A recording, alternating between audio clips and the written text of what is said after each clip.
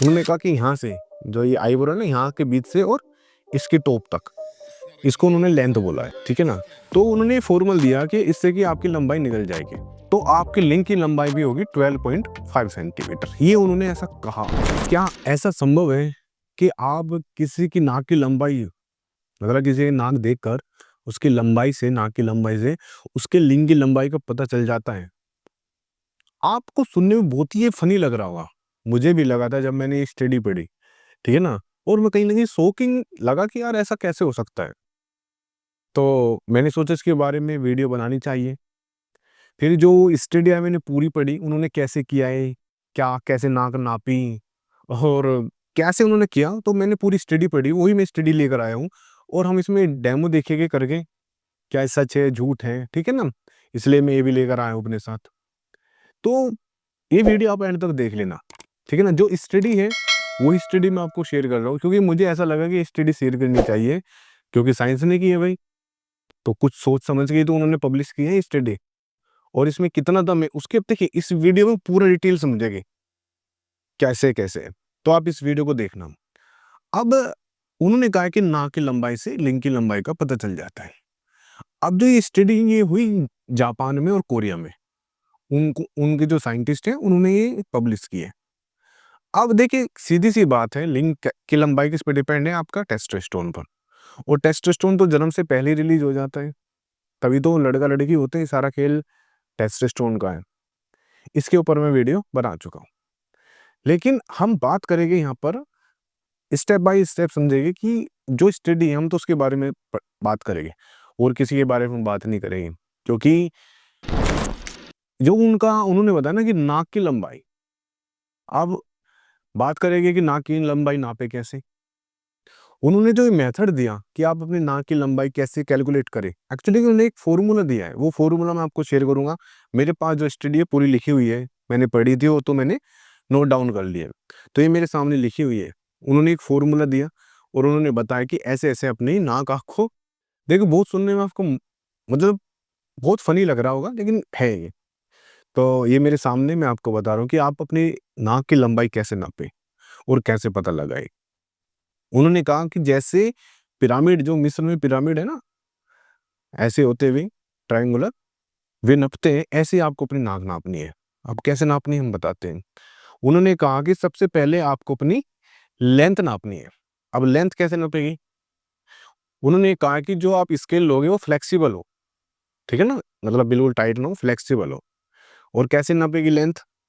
उन्होंने कहा कि यहाँ से जो ये आईब्रो है ना, यहाँ के बीच से और इसकी टॉप तक, इसको उन्होंने लेंथ बोला है, ठीक है ना। अब इसकी चौड़ाई, चौड़ाई कैसे नापेगी? तो चौड़ाई बोली उन्होंने यहाँ से, जो अपनी कॉर्नर है नाक के, और यहाँ से नाक तक, ऐसे, ठीक है ना। मैं आपको सिर्फ समझाने की कोशिश कर रहा हूँ, ये होगी। फिर उन्होंने कहा हाइट, हाइट कैसे नापोगे? तो उन्होंने कहा हाइट यहाँ से, जो यहाँ से नीचे है और ऊपर तक, ऐसे, ये, ठीक है ना। मुझे भी बहुत फनी लग रहा है कि यार कैसे हो रहा है। तो ऐसे यहाँ तक, तो उन्होंने कहा ये हाइट है। तो उन्होंने कहा अब कैसे निकलेगा, ठीक है ना।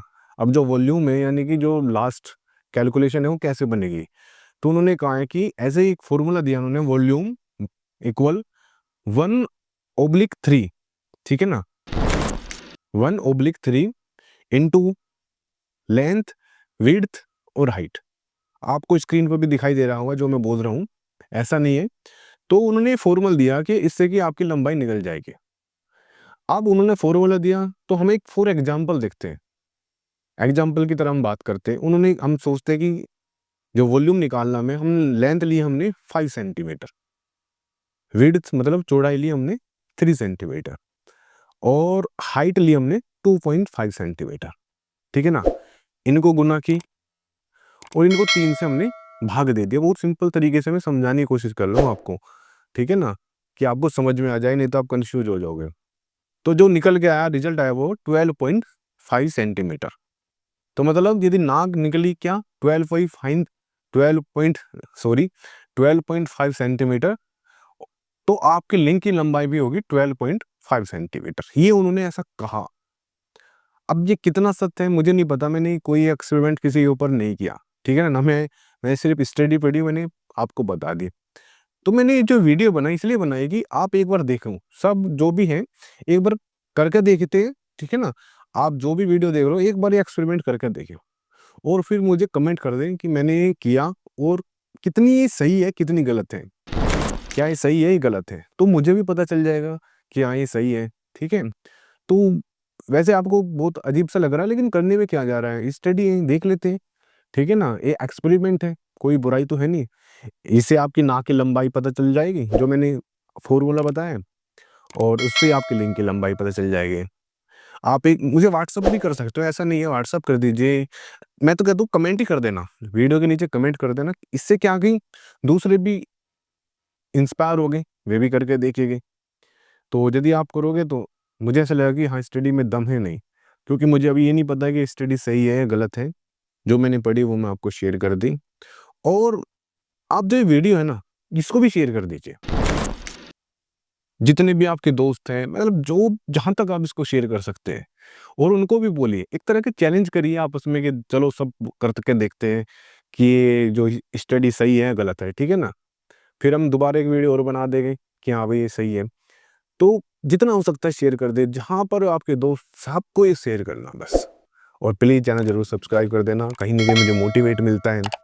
इन फ्यूचर आपके लिए अच्छी-अच्छी वीडियो बनाऊँगा और जितनी मेरे पास नॉलेज है, जो मैं पढ़ता हूँ, जो मैं सीखता हूँ, वो आपको मैं शेयर कर देता हूँ बस।